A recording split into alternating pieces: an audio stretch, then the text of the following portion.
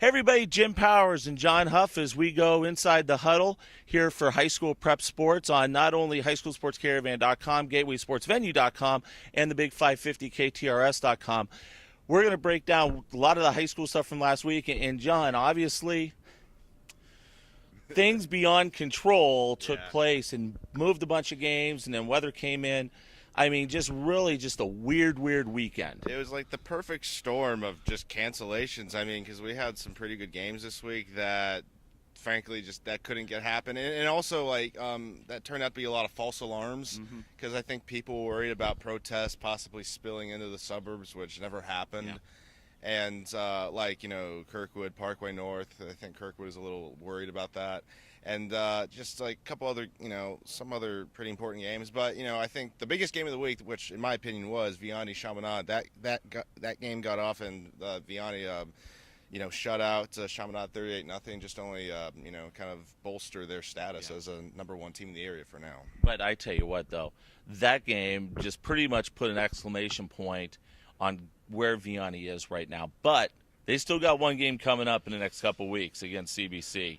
And that's going to be a wild one. But, yeah, I mean, it was weird. And I understand the whole safety issue. You've got a lot of kids that go to these schools out here in West County, up in North County, that, live in the city. And just the safety factor. And I think everybody, some people are out there saying they maybe didn't go the right direction with it or jumped the gun a little bit. Yeah. But I think the ultimate thing is it's the safety of these kids and making sure that, hey, let's get them home, let's get them with their families, and let's ensure that first. Yeah, because, I mean, schools don't want to have anything happen on their campus regardless. And plus, that's why they're very cautious.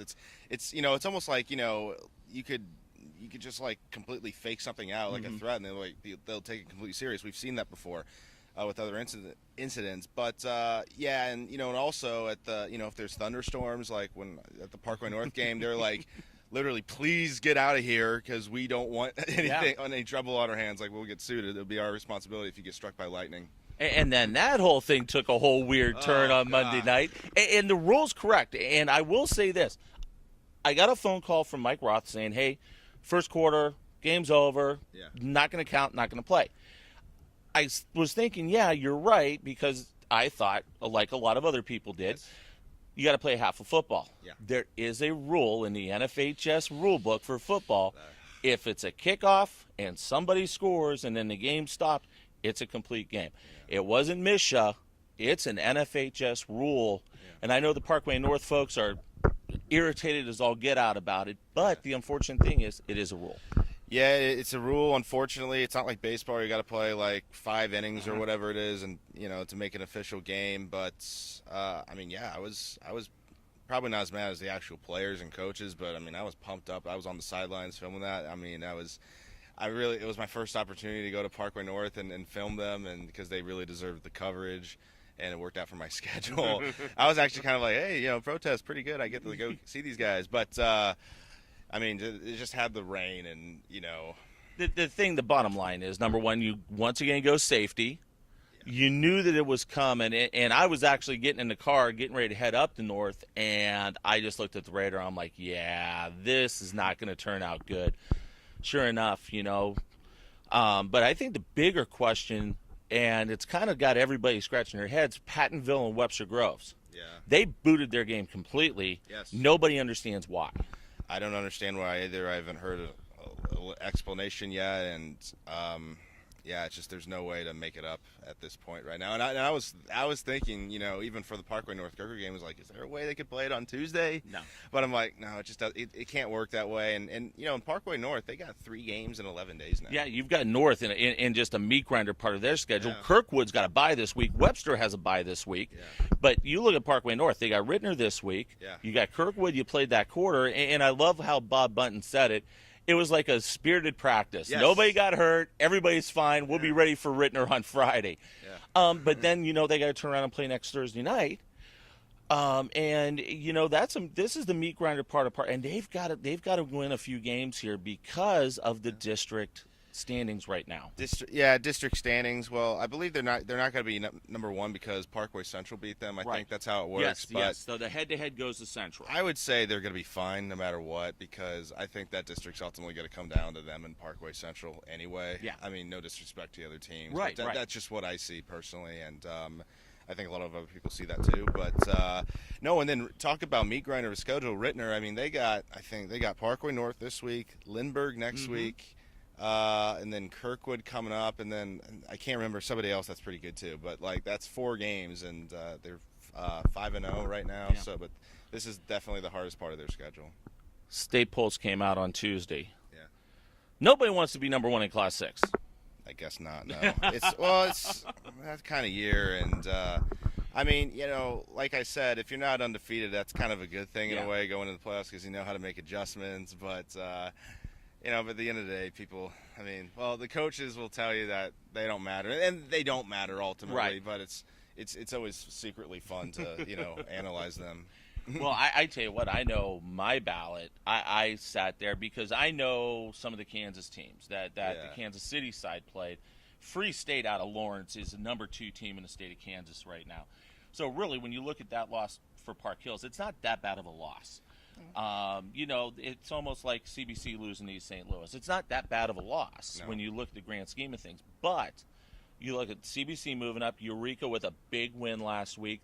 I think Eureka is starting to put some points together on why they should be in this conversation for not only number 1 in the state, but I think, what they're doing schedule-wise, they're taking care of their business. They got a good schedule, and, big school. They're a big school. They are taking care of business. Hassan Haskins is one of the better players in the state because he can just, they'll give him the ball, and he always finds ways to get those yards, and plus he's 6'1". He's a big dude. But, I think for Eureka to get people's respect, because they don't have a whole lot of respect as much as they deserve it because people are just going to look at, CBC, you haven't beaten CBC or Hazelwood Central or whatever. Kirkwood, whatever. But I think they just got to beat one of those guys to really prove it. Looking ahead, if it all falls the way it possibly could, you've got a CBC Hazelwood Central matchup, and you're probably looking at Kirkwood Eureka. Yeah. Wow. Well, you know what? With CBC, I think, they got their loss out of the way, and I think they're going to be very tough to beat. I'll be favoring them, whoever they play, really, in the playoffs. But Eureka and Kirkwood, I don't know. I don't know about that one. So it's going to be interesting. Top 5 games this week. Pretty good schedule this week as we move into week 6. Yeah, it's kind of like the unofficial rivalry week. Yeah. We got one that's not included in my top 5, and it was really hard, is MICDS and Burroughs. Burroughs is 2-3, MICDS is 3-2. I don't think they haven't gotten out to the starts that I kind of expected them to, right. But hopefully, I think it could be a fun game. Last year was, I think, arguably one of the best games in that history in their history, certainly in recent history at least, because it's been one-sided. Other than that, I think it could be even.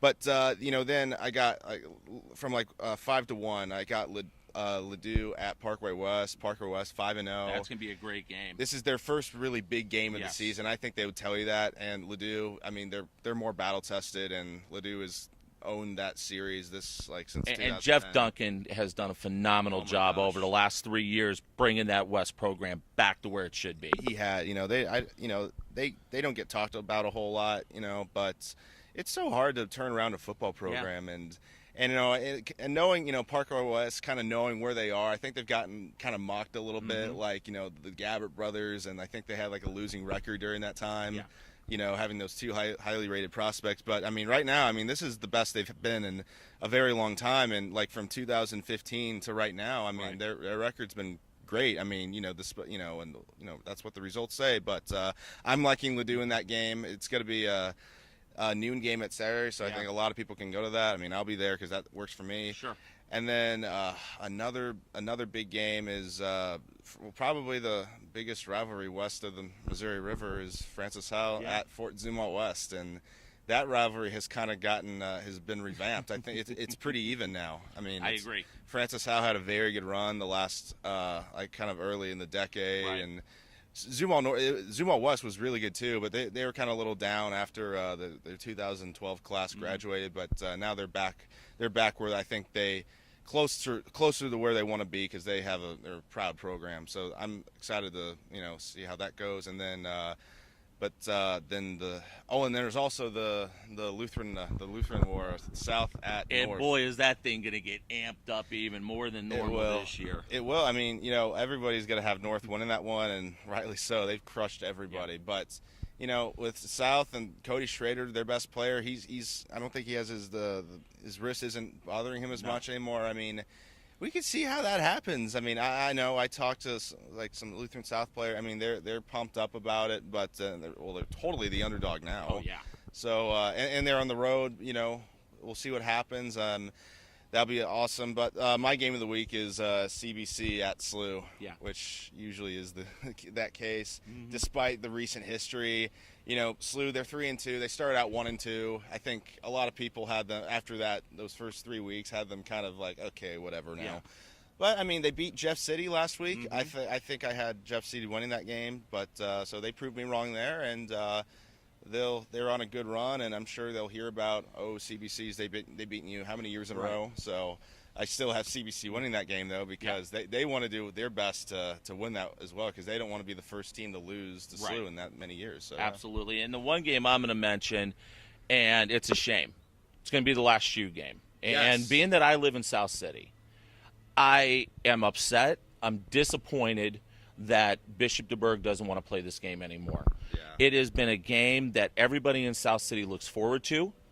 Yes, you've been on the short end of it the last couple years, but there's no reason to cancel that rivalry game. And I think it's a travesty to cancel this. And, I'm going to be a little outspoken on this. I'm very disappointed in the administration at DeBerg for allowing this to happen, because it's something that everybody in South City looks forward to. Yeah.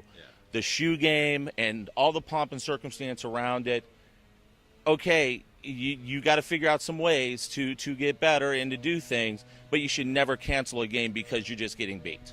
Yeah, I mean, first off, I'm not a South City guy. I'm kind of a suburban St. Louis guy. Yeah. But I've read up on that rivalry, and it's been one-sided. I mean, for a while, but ever since I've been in high school and knowing high school football, I haven't heard a whole lot of DeBerg, but St. Mary's has obviously done a great job of improving their program in just a short span of time. But like you said, it's a great tradition, and it sucks to lose. I mean, we all know what it's like, and but like you said, it's just an incredible tradition. For how long has it been going on? It's been going on for years, and it's almost like if you sit there and Michigan's only beaten Ohio State once in maybe the last 13 years. Okay, so now all of a sudden Jim Harbaugh's going to say, we don't want to play you guys anymore. It just doesn't make sense. It doesn't set well, which is not me, with a lot of folks in the South City community that I know, that I talk to on a daily basis. It's just not making a lot of sense to anybody. Well, and I also heard there were I think maybe just suggestions from some people that they should switch the shoe game over to the soccer game. Yeah, I've heard that as well. Which is more competitive, I would have to say. Yeah, and it would be. And they could do it as an early out game like they do with basketball. Yeah. But once again, you have to figure out ways to keep something like that brings people together on Friday nights and keep that tradition going. So yeah, I mean, that's I always wish we could do that and somehow get that in other communities as well. Like, I'm from Ladue. Like, I wish we could get some way to bring all the community out to our games, but because that's where I went to high school. So it's always fun just to get all those people come out, especially in a city like St. Louis where. I mean, I cover teams for my other job, and in small towns where everybody, the town's shut down. Yeah. Both communities from schools shut down to go to this game, and you don't get that here in St. Louis, and it's great to get that for a week or so. Right. For bring two communities together. That's my soapbox. I'm going to get off of it right now. So we'll be back at it next week as we continue to go through the season. John, how can people follow you? You can follow me on my regular Twitter at Johnner on Twitter. I also have Facebook and Instagram. And then for Gateway Sports Venue, it's at GSV_STL. And then that's on Twitter. And then I also have an Instagram page for that. And then my website is gatewaysportsvenue.com. Outstanding stuff by John Huff, as always. We'll be back at it next week. You can follow me at HS Sports Caravan on Twitter. You can also follow the Caravan webpage, highschoolsportscaravan.com, and also the great work at the Big 550 KTRS. The website's coming along. The page is looking great. We're going to have all sorts of content starting here over the next couple days, and you'll be able to get all of the great high school coverage right there as well. For John, I'm Jim Powers. Thanks so much for tuning in to Inside the Huddle, talking about high school sports here every week on the Big 550 KTRS. Perfect. All right. I didn't know you were from South City.